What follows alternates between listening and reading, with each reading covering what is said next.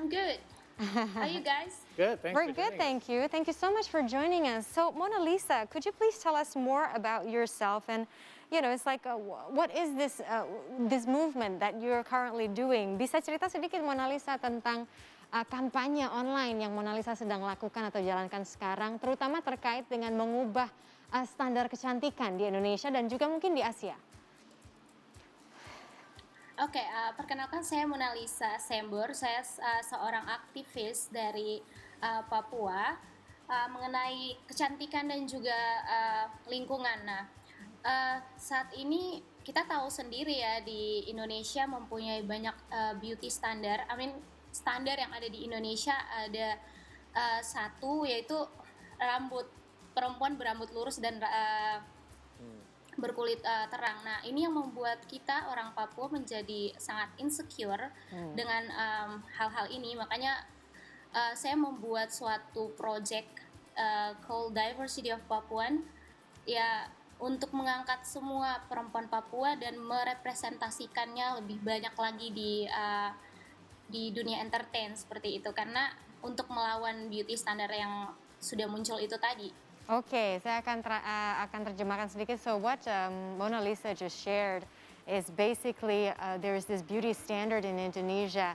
What is considered beautiful is actually having straight hair, usually straight long hair. Right. And a long straight hair and also having fair skin. And this has actually caused a lot of insecurities, especially for Papuan women. Of course, this is unfair. So she's now making this movement called the Diversity of Papuans. To actually break this beauty standard that's been going on in Indonesia. It's actually not only in Indonesia, but also it's all over the world. Well, I can share a little bit from my personal experience. Yes. I have a now 7-year-old daughter who was born, I don't know how, my wife and I have straight hair. Yeah. She was born with curly hair. We loved it. And she loved it as well. But growing up, when she was about 4 or 5, she started to wanted to cut her hair or wanted not to go out in the sun. Yeah. And I think she's getting this a lot from either, the things she's exposed to or her friends. So Right. we've encouraged her actually when we were in Bali, safely, of course, with sunscreen, go out and get a tan. You look beautiful with a more darker Yes. skin. And she's embraced her curly hair now. But it's something that we've had to teach her, and it's kind of weird. Now, getting back to Mona Lisa, obviously this came from somewhere, this cause, this need to be able to help, and it's, I think, from personal experience. Jadi, Mona Lisa boleh ceritain sedikit tentang pengalaman sendiri nggak? Kenapa Anda jadi tertarik untuk termotivasi terutama untuk bisa membantu melawan rasisme, apalagi di antara Papua? Oke, jadi saya sempat berkuliah di Yogyakarta dan sempat tinggal di Bali. Saya merasa ada hal yang berbeda di kedua tempat ini. Saat saya di Jogja, saya sering sekali mendapat diskriminasi terhadap kulit saya, rambut saya. Namun setelah saya tinggal di Bali, saya melihat banyak orang yang justru kagum dengan warna kulit, dengan diversity dari kita orang di Indonesia, dengan segala warna kulit, dengan segala jenis rambut. Jadi hal ini membuat saya menjadi lebih saya kayaknya harus membuat suatu hal baru supaya perempuan-perempuan Papua di luar sana yang mungkin selama ini merasa takut dan malu menunjukkan rambut mereka dan warna kulit mereka, saya mau tunjukkan bahwa you are beautiful gitu.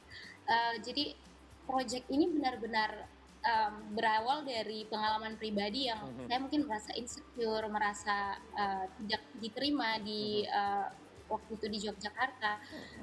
Dan ya itu kita tidak boleh marah terhadap diskriminasi yang datang terhadap kita, tapi bagaimana caranya kita untuk memulai sesuatu, menunjukkan dengan kreativitas, menunjukkan bahwa kita juga layak begitu.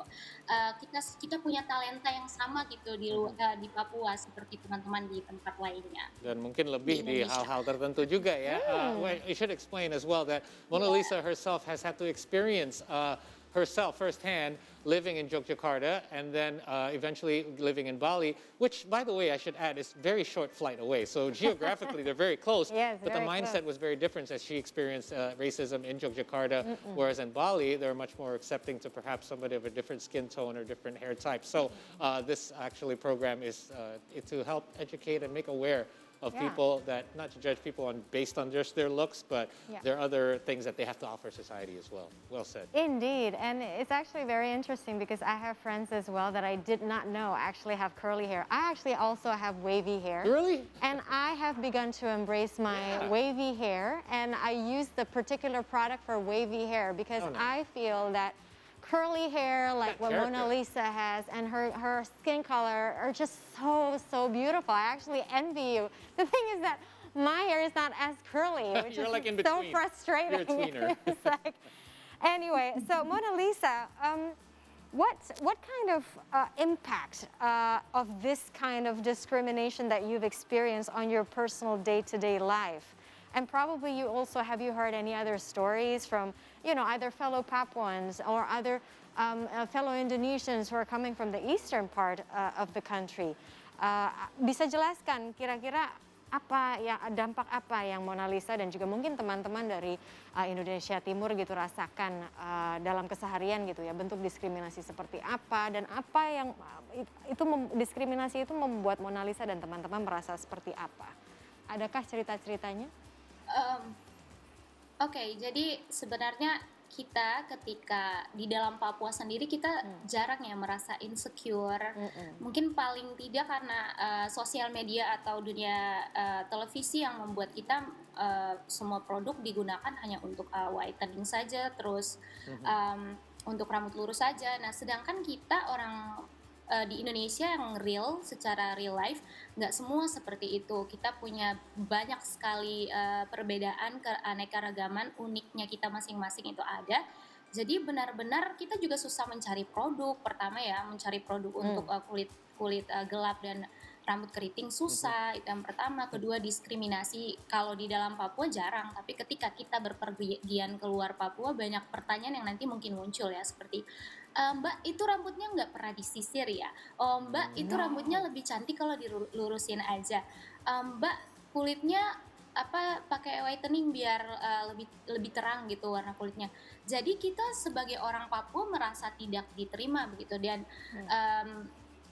hal ini yang membuat saya sangat sedih begitu, dan selalu mereka pandang bahwa di Papua itu cuma satu tipe perempuan Papua itu atau laki-laki Papua mempunyai kulit gelap, rambut keriting itu saja. Padahal sebenarnya curly juga punya banyak tipe, mulai dari coil sampai benar-benar curly, dan pokoknya banyak juga orang Papua yang punya mungkin rambutnya lurus, kulit terang. Jadi hal ini membuat saya terdorong untuk membuat this project called Diversity of Papuan yang tadi saya sudah jelaskan. Jadi benar-benar ya, diskriminasi itu sangat banyak ya kalau kita keluar Papua ya. Tapi kalau di dalam Papua sendiri saya rasa masih minim untuk diskriminasi Right. tersebut.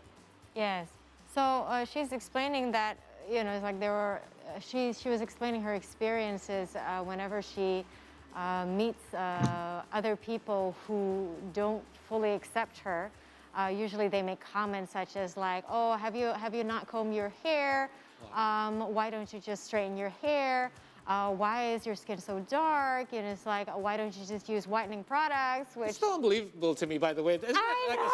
a very awkward way to start a conversation? I with know, somebody right? just that, It's very surprising to me. But that this is that's the thing, it's about mindset, right? And she also shares her experience finding it hard to find cosmetics, like beauty products, Right. just the way I experienced Exactly. it, that will match her skin tone. Right. So this will definitely have to change, at least within Indonesia, because now we have so many new cosmetic products or cosmetic brands who hopefully will cater to Indonesian inclusive. skin tone more. Absolutely. Now, she spoke of diversity of Papuans, which is the campaign that is Yes. currently being run.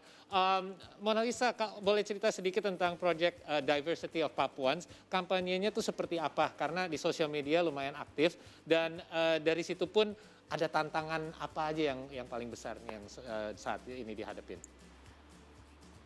Oke, jadi saya mulai itu saat pandemi 2021, itu Januari ya saya mulai. Jadi saya dapat satu lokal brand yang dikirimkan ke saya. Jadi saya coba, wah ternyata akhirnya di Indonesia ada lokal brand yang mengangkat kulit gelap gitu. Dan kemudian akhirnya saya tertarik, yaitu something ya namanya, nama brandnya. Jadi pertama kali sekali saya coba di teman-teman, tapi ini bukan karena somethingnya atau apanya, ini karena saya ingin mengangkat gitu perempuan Papua. Akhirnya nih ada gitu lokal brand yang punya eh, warna kulit kami, dan akhirnya saya panggil beberapa teman-teman yang insecure, yang tidak percaya diri dengan warna kulit dan tidak percaya diri saat mereka tidak makeup, dan mereka hanya percaya diri ketika mereka makeup saja. Nah, saya buat suatu grup di sini dan kita share everything about that. Kita belajar sama-sama untuk menerima diri kita, with or without makeup. Jadi hal ini kemudian saya dibantu oleh adik saya, makeup teman-teman dari Papua. Kemudian ya kita foto dengan Kakak Yanta Paramean waktu pertama kali itu di Papua, di Wamena, dan akhirnya trending topik di Twitternya Kakak Livni Sander di Twitter, dan ini mempunyai impact yang sangat luar biasa buat perempuan Papua gitu ya. Akhirnya banyak yang diangkat seperti itu, perempuan Papua. Nah, kemudian project kedua saya direct langsung juga dari Papua, dari Wamena. Tapi teman-teman, karena itu pandemi, saya nggak bisa ketemu teman-teman yang lainnya. Jadi saya direct virtual di New Zealand, teman-teman Papua di New Zealand. Kemudian yang ketiga itu di United States, dan juga satunya juga di Asmat. Jadi karena masih masa pandemi, saya belum bisa ketemu banyak orang, kita belum vaksin, jadi saya menggunakan sosial media, menggunakan fasilitas teknologi yang ada saat ini. Jadi puji Tuhan semua berjalan dengan baik, dan saat ini DOP sudah sampai ke 8 dan akan sampai 10 ya, 9 dan 10 masih on project, jadi masih dalam pengerjaan.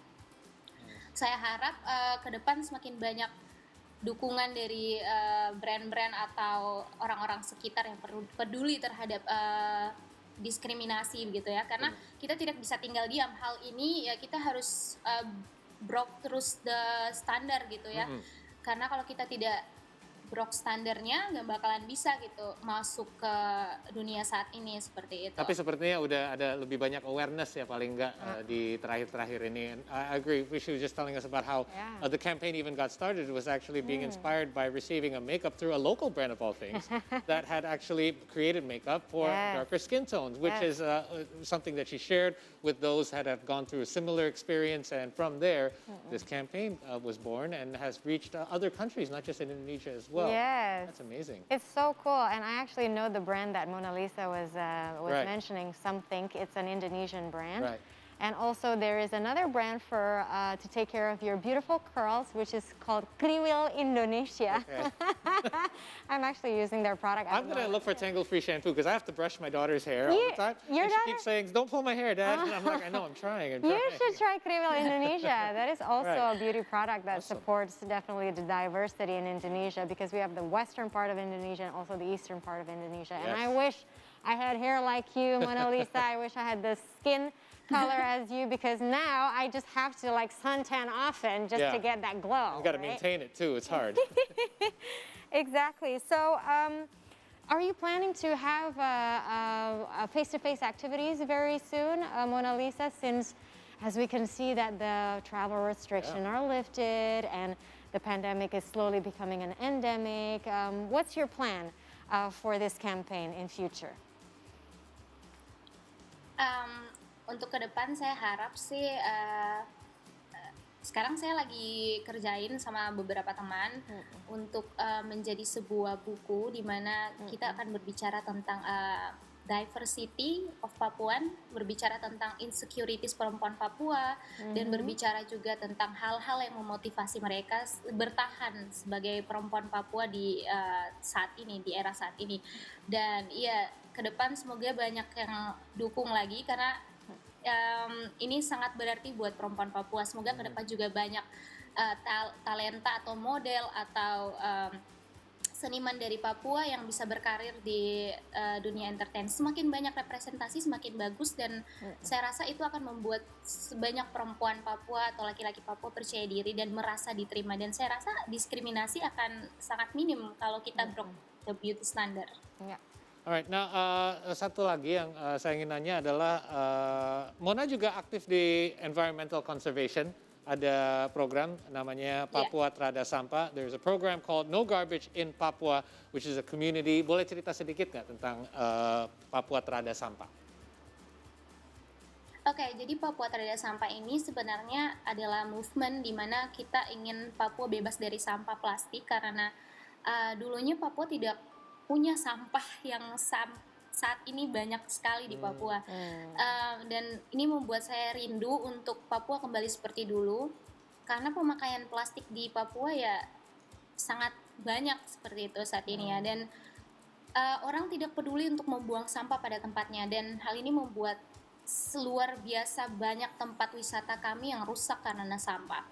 Dan itu membuat ya kami anak-anak Papua tergerak untuk menjadikan ini sebuah komunitas. Saya dan Kakak Dina dan Omira, kami berdua membuat this organization for membantu anak-anak Papua. Mungkin kami ke sekolah-sekolah, kami biasanya pergi sosialisasi ke sekolah-sekolah, terus tidak lupa melakukan aksi ya, untuk mengangkat sampah, mengajarkan masyarakat Papua akan bahayanya sampah plastik. Ya mungkin seperti itu. Nice. So apart from awareness for racism against Papuans, Papua also needs some help when it comes to plastic waste. Apparently there's quite a lot of plastic waste there, and people need to be educated, which is what her and her community are doing as well, to educate the young ones. You know, I think we take it for granted sometimes. Only in Jakarta, it's only been a few years where we've decided no plastics when we're shopping and things like that. But remember, right before that, there was still plenty of plastics being used in the city as well. And all it takes is a little bit of awareness and education to make us realize what we're doing is wrong, and people will make the effort to. And also, I think government policy, because Yes. it's like the people. We can continue to educate each other or the society, but as long as there is no support from the government policy, it's going to be a real hard work. Right. Once the government policy actually came through in Jakarta and Bali, You're actually right. no plastic bags, Right. suddenly everyone's doing it. Otherwise it's like you'd be if you go carrying- exactly if You you have go nowhere to a to carry your supermarket and then you don't carry your own shopping bags, okay, well. you're done. You just have to carry it like that. Congratulations. Lesson learned. Exactly. Well, thank you so much, Mona Lisa Sembor, a beauty and also environmental activist, for sharing with us this morning. Yeah, semangat terus. Thank you. Thank you so much. Bye. Have a lovely day. Salam buat teman-teman Papua. Bye.